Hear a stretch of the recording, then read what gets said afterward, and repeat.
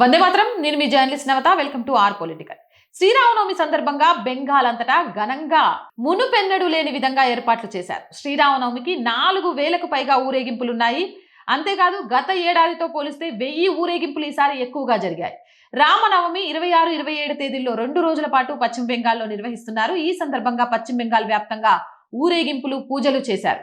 హిందూ సంఘాల నేతలు ఈసారి మరింత ఘనంగా నిర్వహించేందుకు అన్ని ఏర్పాట్లు చేశారు. ఉత్తర బెంగాల్, మధ్య బెంగాల్, దక్షిణ బెంగాల్ ఇలా 3 భాగాలుగా విభజించి ఊరేగింపులు చేసేందుకు యోజన చేశారు. పార్టీలకు అతీతంగా, రాజకీయాలకు అతీతంగా శ్రీరామనవమి వేడుకల్లో హిందువులందరూ పాల్గొనేలా హిందూ సంఘాల నేతలు ప్లాన్ చేశారు. సుమారు 2 కోట్ల మంది హిందువులు ఈ ఊరేగింపులో పాల్గొనేలా యోజన చేశారు. ఇప్పటికే ప్రతి చోట రామనవమి ఉద్యాపన కమిటీలను ఏర్పాటు చేశారు. ఇందులో హిందూ సంఘాల నేతలందరూ పాల్గొన్నారు.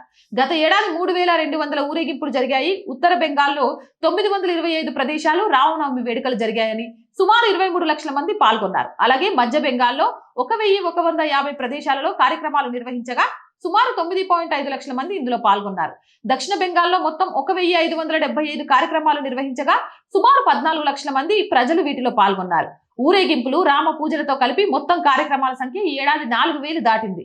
ఇక వేడుకలు పూర్తయ్యాక పాల్గొన్న వారి సంఖ్యను పూర్తిగా లెక్కలు తెచ్చి చెప్తామని హిందూ సంఘాలు పేర్కొన్నాయి. ఏదేమైనా పశ్చిమ బెంగాల్లో ఇంత గొప్పగా రామనవమి వేడుకలు జరగడం అనేది చాలా చాలా ఆనందంగా ఉంది. మీరేమంటారు? మీ అభిప్రాయం ఏంటో కామెంట్ చేయండి.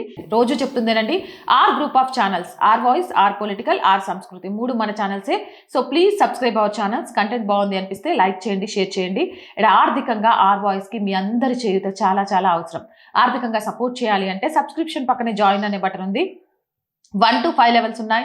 ఏదో ఒక లెవెల్లో సపోర్ట్ చేయండి. లేదా స్క్రీన్ మీద గూగుల్ పే, ఫోన్ పేతో పాటు అకౌంట్ డీటెయిల్స్ ఉన్నాయి. మీకు తోచిన సహాయాన్ని అందించండి. వ్యాపార ప్రకటనల కోసం 8328 500 576 నెంబర్ని సంప్రదించండి. జై హింద్, జై భారత్.